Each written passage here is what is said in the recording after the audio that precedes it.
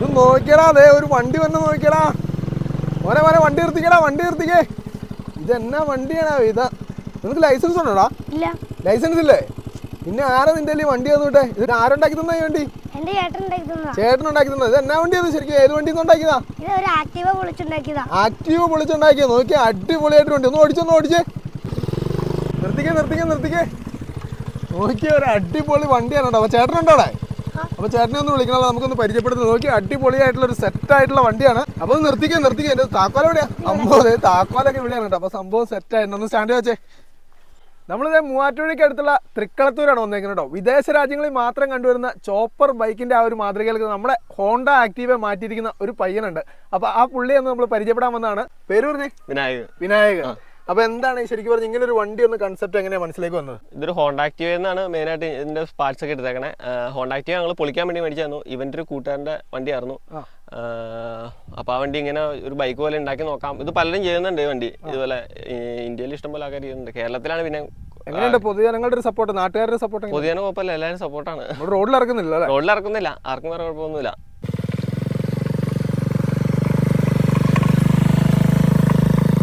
Chopper ബൈക്കുകൾ നേരത്തെ പോലെ ഇഷ്ടമാണ്, അതുകൊണ്ട് ചെയ്താണ്. ചോപ്പർ ബൈക്കിൽ ലുക്ക് ചെയ്താണ്. ശരിക്കും പറഞ്ഞ ഒരു ഹോണ്ട ആക്റ്റീവ ഇങ്ങനെ ഒരു വണ്ടി, ആ ഒരു ഐഡിയ എങ്ങനെ വന്നു?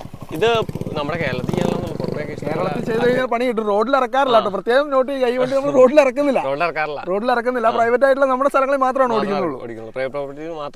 എത്ര വെയിറ്റ് വരെ അതിന്റെ അകത്ത് കയറും നമ്മള്? 100 കിലോ വരെ. അപ്പൊ എനിക്കൊക്കെ ഓടിക്കാൻ പറ്റും, പിന്നെ ആർക്ക് വേണമെങ്കിലും ഓടിക്കാം. അപ്പൊ ഒരു സീറ്റ് വണ്ടിയാണ് അല്ലേ? ഒരു സീറ്റ് വണ്ടിയാണ്. ടയർ ഹോണ്ട ആക്റ്റീവയുടെ തന്നെ ഫ്രണ്ട് ടയർ ആണ്.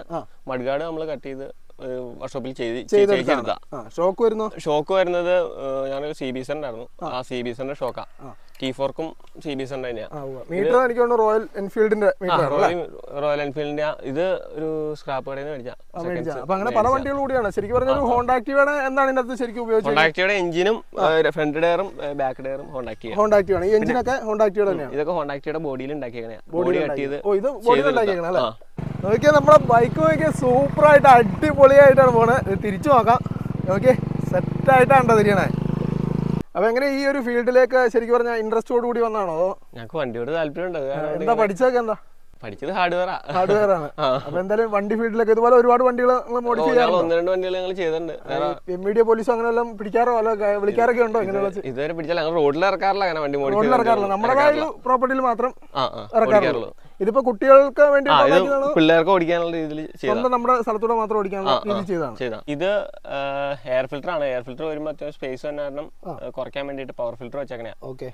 ഇതൊരു ഞങ്ങള് അത്യാവശ്യം വർക്കുകളൊക്കെ പുറമെ വർക്ക്ഷോപ്പ്, നമ്മുടെ കൂട്ടാൻ്റെ വർക്ക്ഷോപ്പൊക്കെ ഉണ്ട്. അപ്പൊ അവിടേക്ക് ചെയ്യും. അവിടെ കിടന്ന ഒരു വണ്ടിയിൽ നിന്ന് ഊരി കളഞ്ഞ സാധനം അതെടുത്ത് കയറ്റി നമ്പർ പ്ലേറ്റ് ആയിട്ട് വെച്ചേക്കണേ. നമ്പർ പ്ലേറ്റ് ആയിരുന്നു ഇത്. വേറെ വണ്ടിയിൽ വെച്ചോണ്ടിരുന്നത്. മൈലേജ് എന്തോരം കിട്ടും? മൈലേജ് അങ്ങനെ ചെക്ക് ചെയ്തിട്ടില്ല. അത്യാവശ്യം പെട്രോൾ മീറ്ററിന്റെ കേബിൾ ഇട്ട് ഞാൻ മീറ്റർ വർക്കിംഗ് ആവും, പക്ഷെ അത് നോക്കിയിട്ടില്ല. ഇത് മെയിൻ ആയിട്ട് ഇതിന്റെ പണികളൊക്കെ ചെയ്തത് പട്ടിയാട്ടത്തുള്ള ജനാർദ്ദ പണിക്കുന്ന ഒരാളാണ്. പുള്ളിയാണ് ഇതുള്ള ബോഡിയൊക്കെ കാര്യങ്ങൾ നമ്മൾ പറഞ്ഞ രീതിയിൽ പുള്ളി ചെയ്തു തന്നു. വണ്ടിയുടെ വർക്കുകളും കാര്യങ്ങളും പുള്ളിയെ ചെയ്യാറുള്ളത്.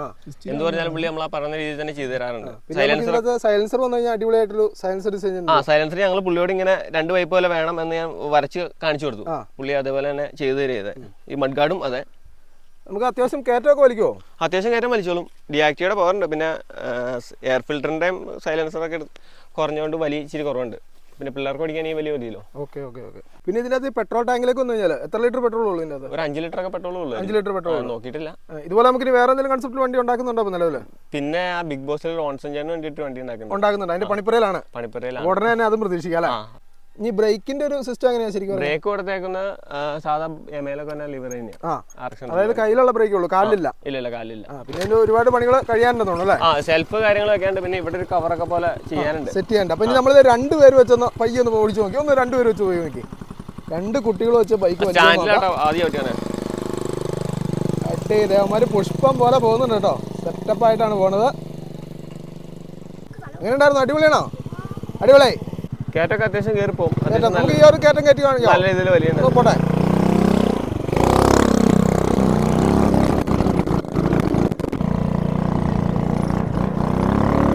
കയറ്റം നോക്കിയാൽ പുഷ്പം പോലെ ആയിട്ടാ കയറി പോണേ. അപ്പൊ എന്തായാലും ഈ വീഡിയോ നിങ്ങൾ പരമാവധി ആളുകളിലേക്ക് ഷെയർ ചെയ്യുക. ഇതുപോലെ കഴിവുള്ള ഒരുപാട് യുവാക്കൾ നമ്മുടെ നാട്ടിലുണ്ടല്ലേ. അപ്പൊ ഇത് നമ്മുടെ ഇന്ത്യയിലായതുകൊണ്ടാണ് ഇതിന് നിയമം അനുവദിക്കില്ല. പുറം രാജ്യങ്ങളിലേക്കാണ് ഇതിന് വലിയ സ്വീകാര്യത ഉണ്ട്. എന്താണ് നിങ്ങളുടെ അഭിപ്രായം എന്ന് പറയുക?